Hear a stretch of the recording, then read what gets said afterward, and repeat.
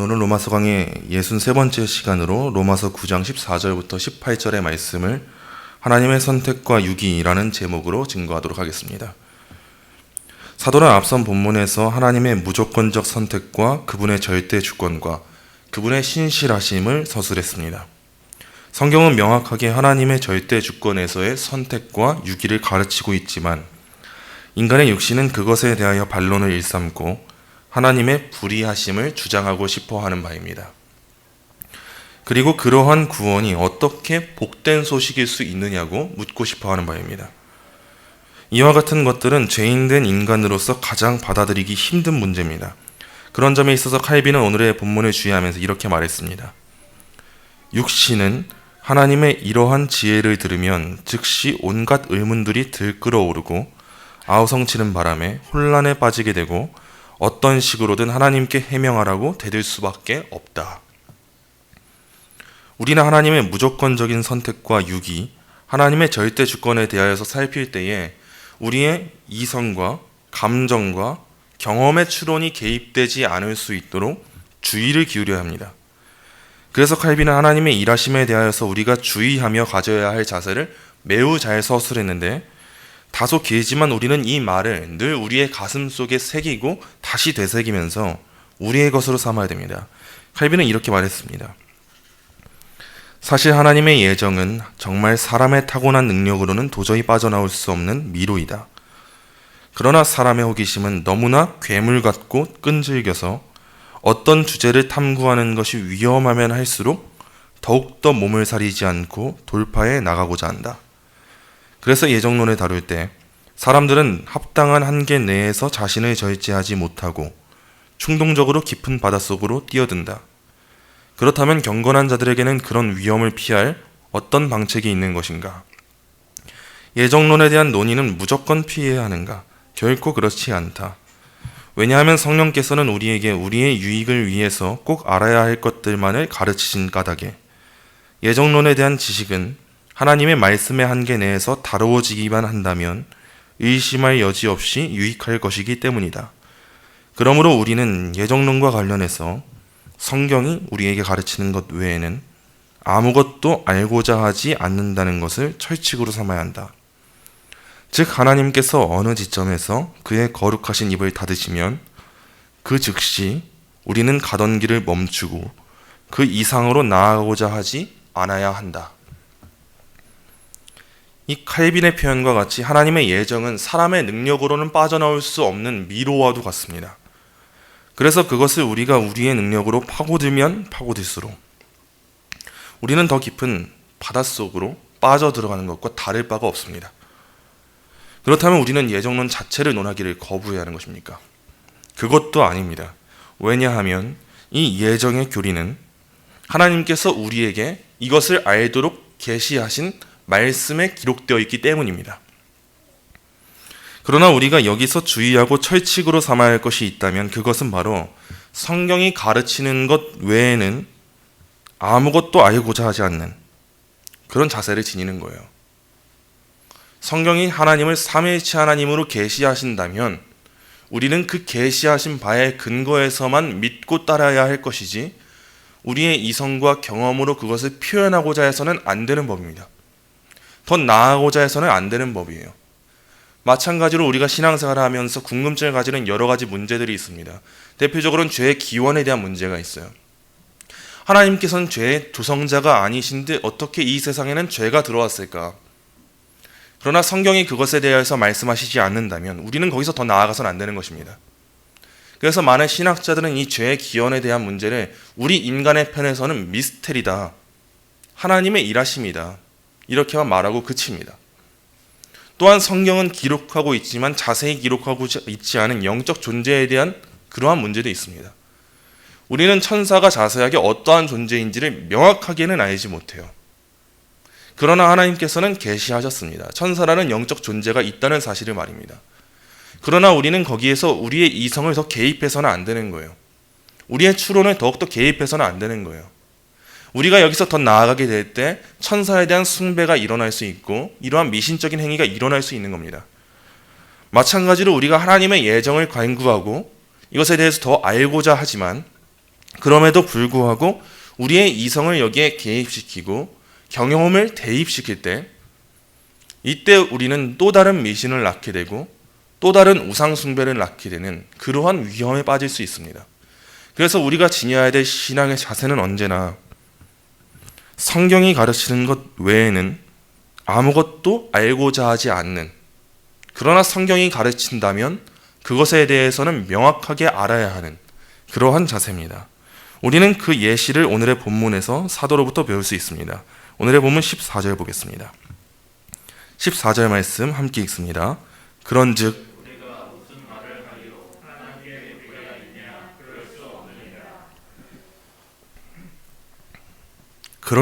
우리가 무슨 말을 하리요? 사도는 이 로마서를 서술하면서 종종 그래왔듯이 일종의 질문과 답변으로 자신이 전하고자 하는 말을 서술합니다. 그 내용이 무엇입니까? 하나님께 불의가 있느냐라는 문제입니다. 즉 하나님께서 무조건적으로 누군가를 택하시는 일이 불의한 일이냐는 것입니다. 죄인된 인간은 모든 일에 있어서 자신을 주체자로 삼아서 자신의 본성과 자질에 힘입어 어떠한 사건과 결과가 인과율적으로 얻어지지 않는다면 그것을 불의로 여기는 경향이 있습니다. 우리 죄인된 모든 인간은 자신이 주체자 되어서 자신의 능력과 힘으로 그 모든 일이 이루어지기를 바라고 그것을 의라고 여기는 그러한 경향이 있습니다. 그런데 그러한 인간에게 오직 하나님의 뜻만으로 누군가는 택함받고 누군가는 택함받지 못한다는 사실이 전해진다면 어찌 그러한 인간들에게 그 불편한 심기가 생기지 아니하고 불편한 마음이 생기지 않을 수가 있겠습니까? 개혁주의 예정론에 대하여서 처음 접해들은 대부분의 불신자들과 신앙에 있어 아직은 성숙하지 못한 이들의 공통된 반론은 긍휼이 풍성하신 하나님께서 어떻게 그런 일을 행하실 수 있느냐는 반론이지 않습니까? 그렇다면 인간은 운명론적으로 살아가는 존재와 다름이 없고 하나님으로 말미암아 형벌에 처하는 것이 아니느냐는 그러한 반론이지 않습니까? 그리고 궁극적으로는 그러한 일을 행하시는 하나님께서는 불의한 분이 아니시냐라는 반론이지 않습니까? 제가 현재 카톡방이 여러 개가 있어요. 그중 일부는 현재 이루어지고 있는 성교육과 이런 문제를 다루는 그러한 단체 카톡방이고, 그중 일부는 신학적인 문제를 다루는 그러한 신학적인 모임의 카톡방입니다. 그러나 여기서도 항상 신앙을 처음 시작하신 분들이나 이제 막 신학에 눈을 뜨기 시작한 분들, 또 이제 막 우리 성경에 대해서 갈구하고 그것을 배워나가는 분들이 항상 공통적으로 펼치는 질문은 예정론에 대한 문제입니다. 이 책을 읽어봤을 때 이 책에서 분명 구원은 하나님의 은혜라고 기록되어 있는데 또 이 저자는 동시에 구원받지 못함은 인간의 문제라고 말하고 있습니다. 이 문제에 대해서 우리가 어떻게 이해해야 됩니까? 이런 질문이 수도 없이 많이 올라와요. 예정론을 다룰 때 구원은 분명 오직 은혜로, 오직 믿음을 선물로 주시는 하나님의 일하심임을 우리가 언제나 다룹니다. 구원은 전적으로 우리 인간의 행위가 개입되지 아니하고 하나님이 은혜로 주시는 선물이에요. 그런데 우리는 묻는 겁니다. 우리 인간적인 추론을 담아서 묻는 거예요. 하나님이 선물로 주시지 않아서 인간이 구원받지 못한 것이라면 과연 그 하나님의 일하심을 옳다고 말할 수 있습니까? 저 믿음을 주시지 않는, 저 믿지 않는 불신자들은 그렇다면 하나님 때문에 구원받지 못한 것 아닙니까? 이것이 우리가 신앙이 성숙하지 못할 때 가지는 의문이고 반론입니다. 마찬가지로 오늘의 본문에서도 사도 바울은 그것을 변증하고 있는 거예요. 그러나 우리는 알아야 합니다. 이러한 우리의 인간적인 사고방식에서 벗어나야 됩니다. 우리 인간은 모두 공정하게 죄인입니다. 이 죄의 문제를 결코 자신의 뜻에서 벗어나서 자신의 의지에서 벗어나서 자신은 죄를 짓고자 원하지 않는데 짓는 인간은 그 누구도 없습니다. 모든 것이 하나님의 주권 가운데 일어나는 일이지만 하나님의 주권은 우리의 판단으로 가늠할 수 있는 한계가 있는 주권이 아니기 때문에 하나님께서 우리에게 자유로운 의지를 주셨을 때 그것과 충돌하지 아니하고 이루어지는 주권이에요. 그래서 언제나 이것을 쉽게 설명할 때 하는 그런 표현이 있어요. 우리가 하나님께서 우리에게 주신 양식을 일용할 양식이라고 하고 그것을 우리에게 주신 양식이라고 하지 않습니까? 그런데 우리는 그 주신 양식을 먹으면서 뭐라고 합니까? 이 일용한 양식을 주신 하나님께 감사하잖아요. 주신 분은 하나님이신데 그 주신 양식을 누구 손으로 먹고 있습니까? 우리 손으로 먹고 있잖아요. 오늘 저녁 메뉴 여러분이 직접 고르기 싫은데 억지로 고르신 분 계십니까? 주신 분은 하나님이신데 오늘 저녁 메뉴를 나는 고르지 않았는데 내 손이 저절로 냄비를 향해 가고 내 손이 저절로 조리를 하고 있고 로봇과 같이 움직인 분들이 있냐는 거예요. 또 오늘 열심히 기도하시고 돌아가실 텐데 또 유독 이상하게 금요 기도회가 끝나면 허기집니다. 다른 주일 예배도 뭐 그러실지 모르시겠지만 유독 이 금요 기도회가 끝나고 기도 열심히 하고 가면 야식이 생각이 나죠. 그때 그 메뉴를 기도에 따라서 하나님의 음성이 들리고 나도 모르게 치킨집 앞으로 발이 움직이고 이렇게 해서 정하신 분들이 있냐는 거예요. 그렇지가 않다는 겁니다. 그래서 우리는 이 개혁주의 예정론을 처음 배울 때는 하나님이 불의하시지 않냐는 반론을 하지만 이후에는 알게 되는 거예요. 구원받지 못하는 것이 하나님의 탓이 아니라 구원받지 못함은 인간 스스로 지은 죄에 근거하는 것이구나. 우리는 이것을 알아가는 겁니다. 이와 같은 모든 사고 안에는 절대 주권자이신 하나님을 우리와 같은 의존적인 존재로 바라보는 죄악된 사고가 담겨져 있습니다. 마치 하나님을 피조물인 인간의 자질과 본성을 의존해야 하고 고려해야 하는 분인 것처럼 여기는 그러한 사고가 담겨져 있어요. 그리고 결국에는 이 모든 일의 주체자를 우리 자신으로 삼으려는 죄악된 사고가 담겨져 있습니다. 이러한 일들이 바로 또 다른 바벨탑을 쌓는 그러한 죄악된 일입니다.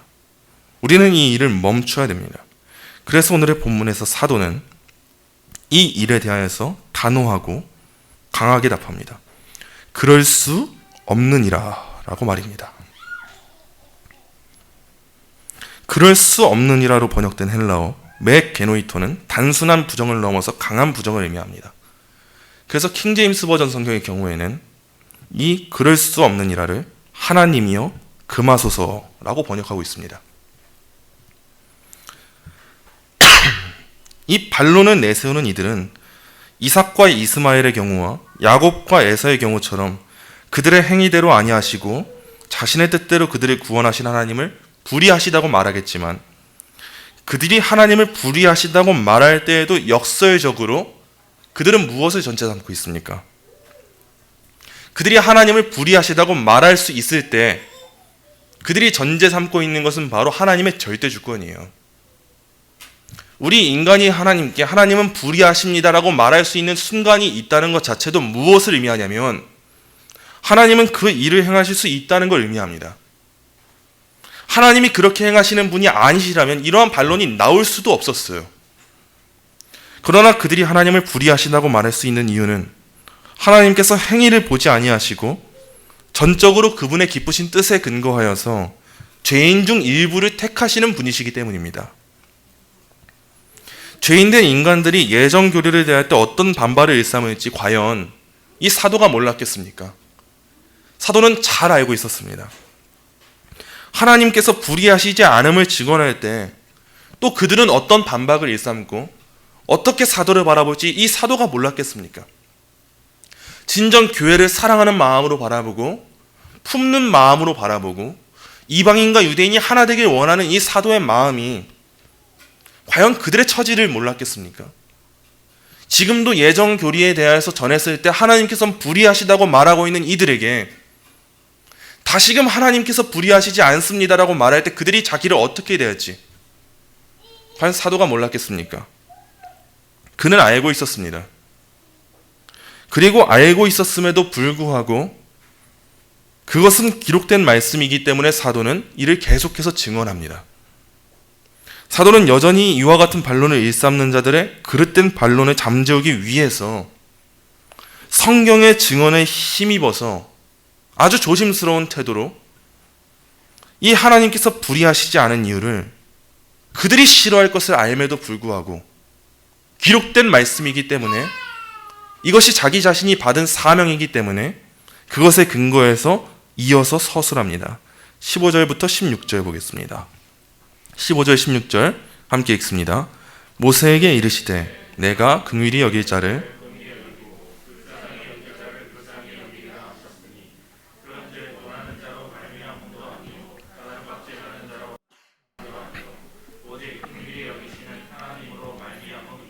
아멘.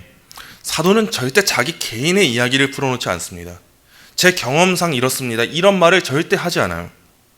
사도는 개인의 견해를 내세우지 않고 언제나 이 기록된 말씀, 기록된 바를 따르는 이러한 방식으로 복음을 증언합니다. 모세는 출애굽기 33장 18절에서 원하건대 주의 영광을 내게 보이소서라고 하나님께 간구했고, 하나님께서는 그에 대한 답으로 모세에게 나는 은혜 베풀 자에게 은혜를 베풀고 긍휼히 여길 자에게 긍휼을 베푸느니라 라고 답하셨습니다. 하나님의 영광을 내게 보여달라고, 하나님의 일하심을 보여달라고 그렇게 말하고 있는데, 하나님께서는 나는 은혜 베풀 자에게 은혜를 베풀고 긍휼히 여길 자에게 긍휼을 베푸느니라 라고 말씀하신 거예요. 하나님께서는 무엇을 말씀하신 겁니까? 이것이 모세가 원하는 답입니까? 모세는 당장 눈앞에 보이는 그 결과를 바라고 있는데 하나님께서 말씀해 주신 이 내용이 그가 원하는 내용입니까? 오히려 하나님은 그때 자신의 지존자 되심을 말씀해 주시고 계십니다. 출애굽기 3장에서도 말씀하신 것처럼 하나님 자신의 스스로 있는 자 되심을 모세한테 말씀하시는 거예요. 모세는 눈앞에 보이는 그 결과를 바라고 그것을 통해 확신을 얻기를 원하는데, 하나님께서는 나는 은혜를 베풀 수 있는 사람이고 그러한 존재이고 신이고 나는 긍휼히 여길 자에게 긍휼을 베풀 수 있는 존재이다. 나는 스스로 있는 자이다. 이것을 말씀하신 겁니다. 하나님께서 스스로 있는 자 되시면 무엇을 의미합니까? 하나님께서는 그 어떠한 것에도 종속될 필요가 없으시고 자신의 주권을 어떠한 일에도 행사할 수 있으시고 모든 일에 있어서 자유로우시며 우선권을 지니신 분이심을 의미하는 겁니다. 즉 모든 일의 제1의 원인이 되실 수 있는 분이심을, 그렇게 되시는 분이심을 의미하는 게 하나님의 지존자 되심이에요.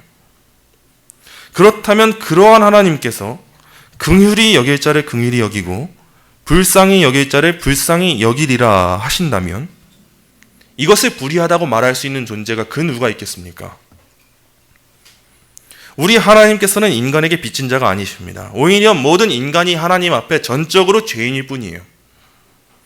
그런데 모든 일에 종속되지 않으시는 절대 주권자이신 하나님께서 그러한 죄인 중 일부에게 그러할 필요가 없으신 분이, 절대 그러한 일에 종속될 의미가 없으신 분이 긍휼을 베푸시기를 기뻐하셔서 그 일을 행하신다면 원하는 자로 말미암음도 아니요 다른 박질하는 자로 말미암음도 아니요 오직 긍휼히 여기시는 하나님으로 말미암음이라면,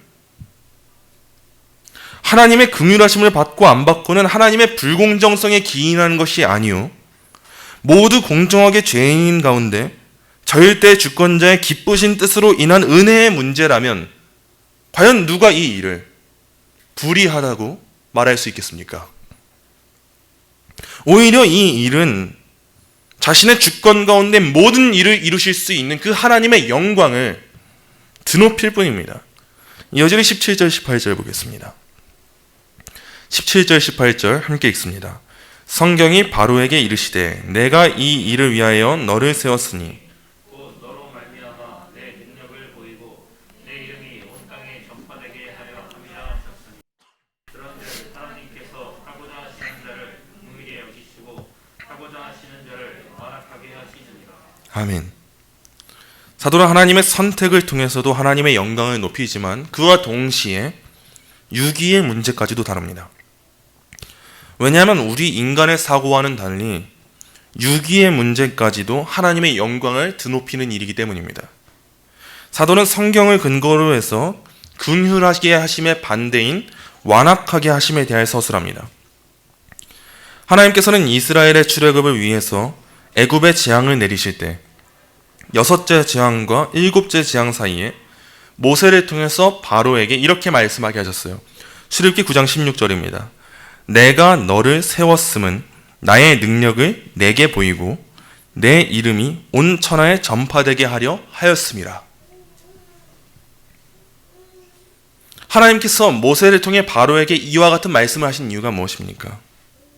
이스라엘을 괴롭히고 이스라엘의 출애굽을 강력하게 반대한 바로라고 할지라도 그러한 바로의 행위로 인해서 6째 재앙과 7째 재앙 사이에 놓인 그 시점이라 할지라도 하나님의 긍휼히 여기심을 받지 못한 바로라 할지라도 하나님의 선택의 은혜를 받지 못한 바로라 할지라도 그는 하나님과 무관하게 일하는 자가 아니라는 것입니다.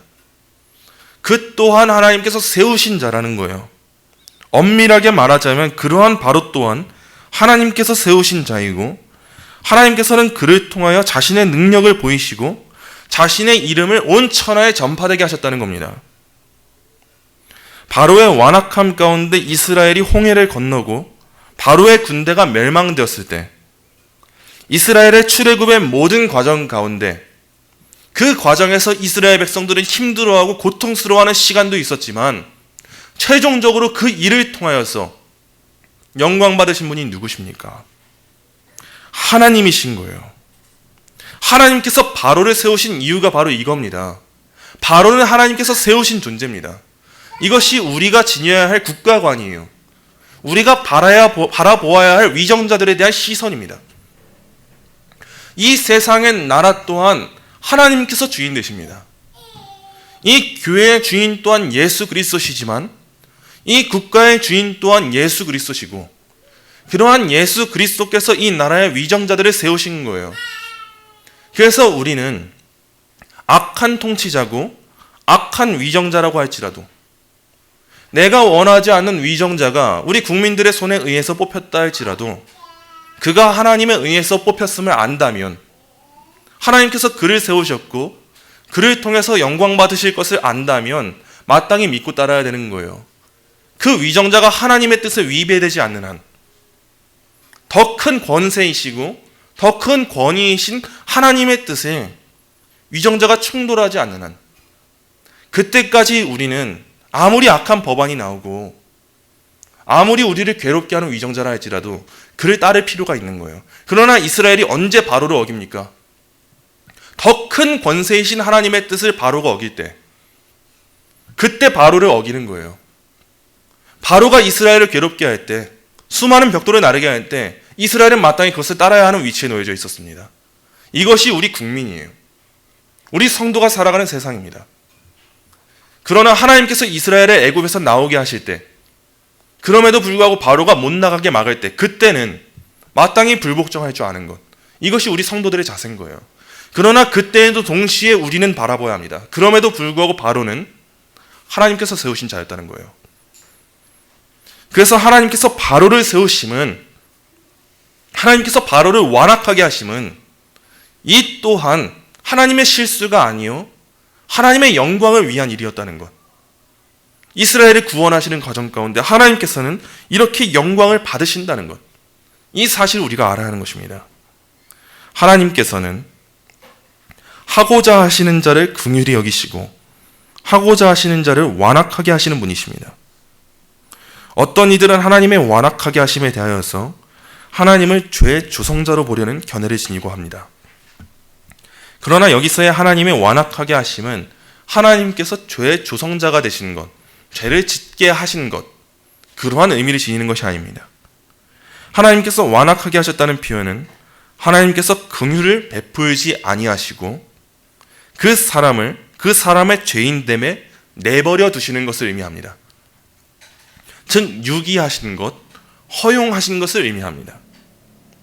하나님께서는 분명 바로의 완악함을 허용하셨습니다. 이 일 또한 하나님의 작전 가운데 일어난 일임이 분명합니다. 그러나 이 일에 대하여서 바로는 하나님을 탓할 수 있겠습니까? 그럴 수 없습니다. 바로는 스스로 완악해지기 위하여 노력하였고 스스로 그 완악함을 택한 사람이었어요. 하나님의 주권과 인간의 책임이 충돌하지가 않았습니다. 그렇다면 죄는 누가 지었습니까? 바로가 지은 겁니다. 결국 강압적으로 개인의 의지에 반하여서 죄를 지은 것이 아니고 자유롭게 바로가 죄를 지은 거예요. 이것이 바로 하나님의 완악하게 하심이고 내버려 두심이고 유기이고 허용인 것입니다. 그러므로 과연 누가 하나님의 일하심에 대하여서 불의하다고 반론을 제기할 수 있겠습니까?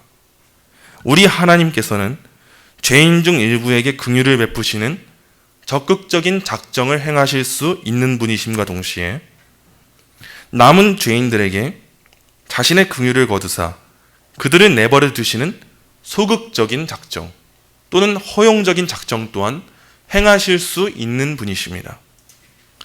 하나님께서는 이 모든 일의 제1원인이 되심과 동시에 제2원인을 침해하지 않으십니다. 하나님의 주권과 우리 인간의 책임이 충돌하지가 않는 거예요. 이 모든 일들은 하나님의 무조건적인 절대 주권과 그분의 긍휼하심, 그분의 공의로우심에 근거하는 일이기 때문에 하나님의 선택에도 하나님의 유기에도 그 모든 것은 하나님의 영광을 목적으로 한다는 사실, 이것을 우리의 이성을 배제시키고 성경이 말하는 대로 우리는 믿고 따라야 합니다.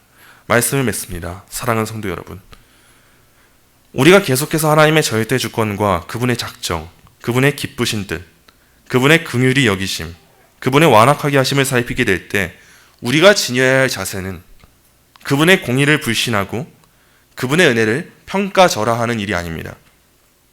우리가 지녀야 할 자세는 누가복음 10장 21절의 말씀과 같이 하나님의 위엄 앞에 옳소이다, 이렇게 된 것이 아버지의 뜻이니이다 라고 고백하는 자세입니다.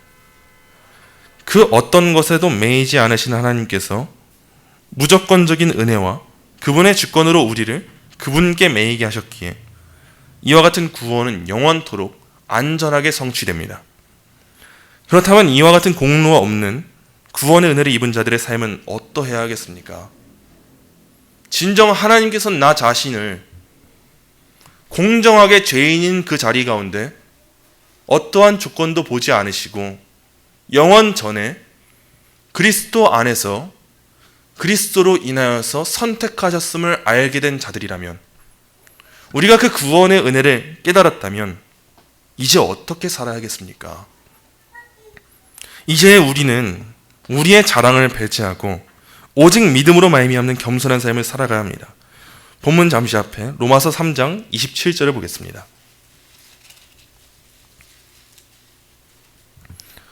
로마서 3장 27절 함께 읽겠습니다.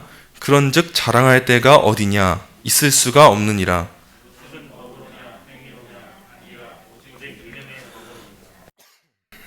아멘. 우리의 이전 모습으로 우리를 보지 않으시고 우리의 이후의 모습으로도 우리를 보지 않으신 하나님의 긍휼하심은 진정 우리에 대해서는 무조건적이시고 그리스도의 순종과 만족의 공로에 힘입어 구원의 은혜를 베푸셨습니다. 그러므로 우리가 얻은 구원에는 우리 자신의 어떠한 자랑도 가당치 않은 법이에요. 고린도 후서의 말씀과 같이 자랑하는 자는 주 안에서 자랑해야 마땅합니다. 우리는 무엇을 자랑하고 있습니까? 하나님의 예정을 말하고 하나님의 무조건적인 선택을 말하고 하나님의 긍휼하게 하심을 말하면서 무엇을 자랑하고 있습니까? 구원받은 자임을 자랑하며 나 자신의 신분을 자랑하고 있지 않습니까? 진정 우리 택함 받은 자들의 삶이 우리가 주 안에서 자랑하는 삶인지 우리는 돌아보아야 합니다. 이제는 하나님의 기쁘신 뜻에 진정 감사하신다면 다른 것들 자랑하지 마시고 오직 주 안에서 자랑하는 삶을 살아가십시오. 그리고 옳소이다, 이렇게 된 것이 아버지의 뜻이니이다 라고 고백하는 삶을 살아가십시오. 또한 하나님의 유기를 묵인하거나 그것을 모른 채 하지 마십시오. 이것은 성경에 기록된 하나님의 진리의 말씀입니다. 사실입니다. 오늘날의 시대는 기록된 말씀을 인간 자신의 경험이나 이성에 근거해서 해석하고 그 말씀에 계시된 하나님을 자신들이 원하는 신으로 만들고자 하는 그러한 경향이 있어요. 그래서 하나님의 이중 예정, 선택과 유기 모두를 인정하지 아니하고 하나님의 선택만을 인정하기도 하고 때로 하나님의 선택을 인정하지 아니하고 인간 자신의 행위로 말미암는 구원을 인정하기도 합니다. 그런 하나님을 만드는 것이 우리 죄인된 인간들이에요. 하지만 우리는 결코 그러해서는 안 됩니다. 하나님께서는 자신의 뜻하심 가운데 긍휼을 베풀지 아니하시고 완악하게 내버려 두실 수 있는 분이십니다. 이와 같이 일하시는 하나님께서는 공의로운 분이시고 여전히 사랑의 하나님이십니다. 하나님께서는 이 일을 통하여서 자신의 영광을 선포하시는 분이세요. 그러므로 하나님의 주권적 선택을 고백하는 만큼이나 우리는 언제나 하나님의 유기에도 동일하게 옳소이다, 이렇게 된 것이 아버지의 뜻이니이다 라고 고백하는 그 삶을 살아가야 합니다. 진정 모든 일은 아버지의 뜻이고 우리는 그것을 마땅히 인정하고 고백하며 그분의 영광을 찬양해야 합니다. 성경이 말씀하는 것을 진리로 고백하고 성경이 말씀하지 않는 것에 우리의 관심을 두어서는 안 됩니다. 이제 우리의 관심이 어디를 향해야 하는지를 정확하게 정하셔야 합니다. 우리의 지금까지의 삶은 비록 성경에 관심을 두지 아니하고 성경이 말하고 있지 않은 부분에 관심을 쏟고 있을지 모르나 진정 하나님의 긍휼하게 하심을 그 은혜를 입은 우리가 성도가 되었다면 예수님의 순종과 만족의 공로가 하나님의 영광을 위해 우리를 택하신 일에 그 일을 위한 일이었다면 그것을 이제는 우리가 우리의 입술로 고백하는 존재가 되었다면 이제는 성경이 말하지 않는 것에 대한 관심을 그치고 성경이 말하고 있는 그 일에 대하여서 관심을 가져야 합니다.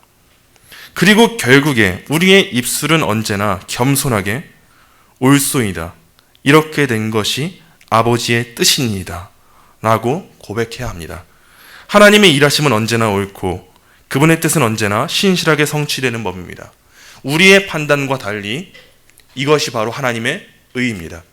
그러므로 하나님의 선택과 유기 이 모두를 인정하고 고백하며 언제나 옳소이다, 이렇게 된 것이 아버지의 뜻입니다 라고 고백할 수 있는 저와 여러분이 되시기를 간절히 소망합니다.